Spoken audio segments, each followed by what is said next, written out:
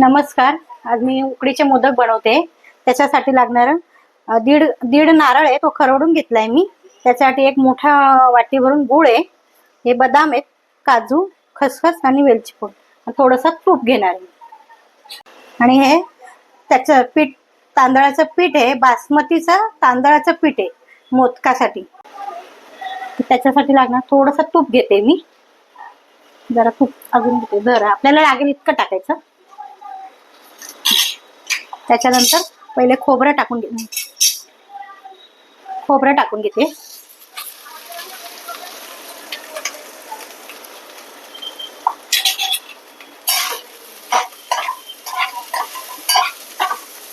जरा असं थोडं परतून घेते मी, जरा हलकं.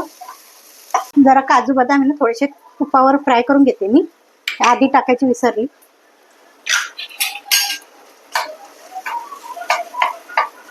ते परत पण होऊन जातं. जरा नारळ, ओलं नारळ भाजतो ना आपण, थोडंसं परतून घेऊ ना, तेव्हा ते होतात लाल.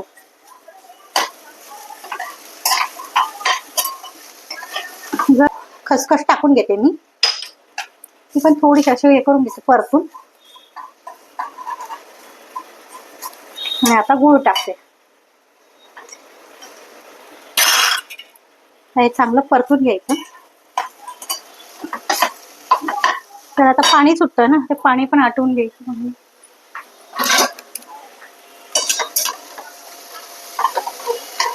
थोडासा गॅस स्लो ठेवणार, नाही तर मग ते पाणी जरा सुटलं की नंतर गॅस स्लो ठेवायचा.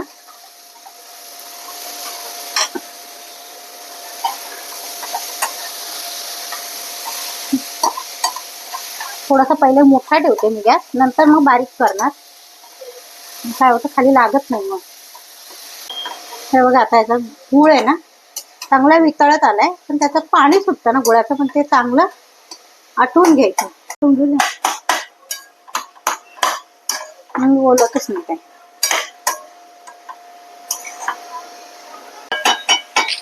झालंय आता परतून. हे याच्यामध्ये थोडीशी वेलची पूड टाकते मी. आणि आता गॅस बंद करून घेते. आता याला थंड होऊ द्या, तोपर्यंत आता मोदकासाठी पीठ उकडवून घेऊया. मोदकसाठी मी उकडीसाठी दूध टाकून घेते. आणि हे दुधातच बनवायचे. दुधात जर बनवले ना छान लागतात. त्याचं जे उकड असते ना, त्याच्यासाठी लागणार मी 2 वाट्या दूध घेणार आहे. आणि हे चांगलं आता उकळून घ्यायचं. दूध उकळलंय चांगलं, त्याच्यासाठी थोडंसं ना तूप टाकून घेते. तुपाने ना छान होते उकड. त्याच्यानंतर ना जरा उकळ सगळ्यात शेवटी ना थोडंसं मीठ टाकून घ्यायचं. नाही तर आधी टाकलं ना ते दूध ना फाटून जातं, म्हणून ते टाकायचं. का उकडीला मोदकला चांगली चव येते. ते उकळलं की चांगलं हलवून घ्यायचं पीठ. चांगल्या याच्या गाठी मोडून घ्यायच्या सगळ्या. मग चांगली शिजते. म्हणजे जरा बारीक गॅसवर परत ठेवायचं ह्याला.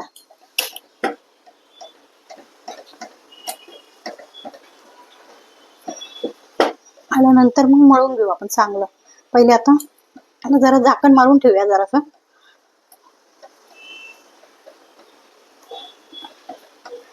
ह्याला वाटलं असं अजून थोडंसं दूध टाकेल मी, गरम केलेलं काढलंय, कारण त्याला कमी नको पडायला ना. म्हणजे गरम केलेलं होतं, काढून ठेवलेलं, हे सगळं टाकते मी आणि चांगलं एकजीव होते ते. तर गॅस जरा बारीकच ठेवते, नाही तर खाली लागेल. सगळं हलवून घ्यायचं चांगलं. आता बरोबर झालंय दूध त्याला. चांगलं मळून घेते.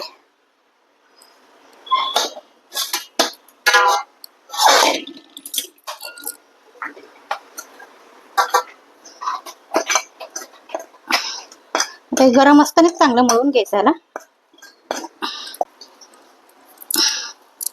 गरम लागतं हाताला जरा. थोडंसं थंड पाणी घेऊन मळायचं चांगलं. तेव्हा जे गरम गरम मळलं ना की मग मऊ होतं चांगलं.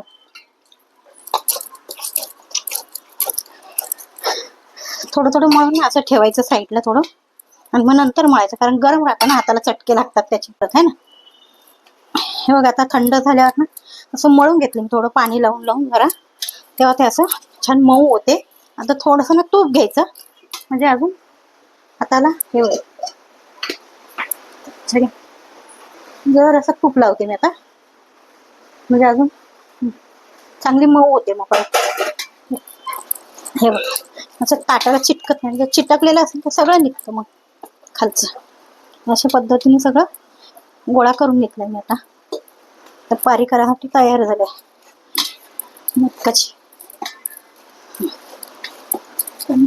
पाणी ठेवून घेते, म्हणजे मग मोदक करेपर्यंत पाणी गरम होईल चांगलं.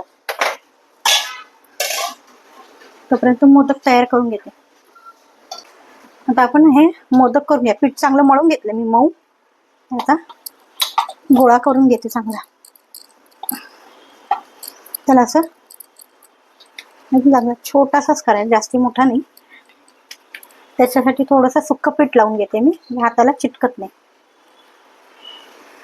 असं जरा पातळ करायची ती लाटी पारी, तितकं गोल करायचं खोल, म्हणजे पातळ झाली पाहिजे, जाड नको. बघा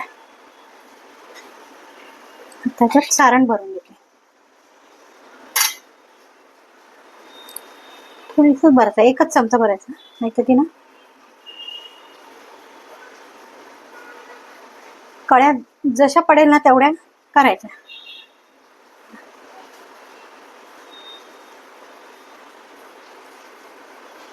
असं जरा जे कळ्यांची बाजू आहे ना ती अशी फिरवायची.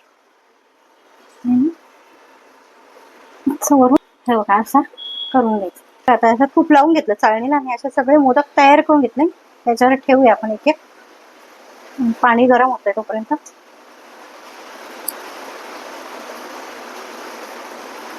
असे सगळे लावून घेते.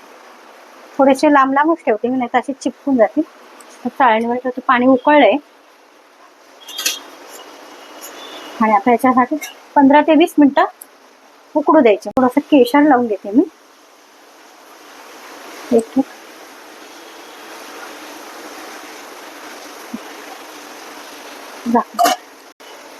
आता हे 15 ते 20 मिनिटं झालेत.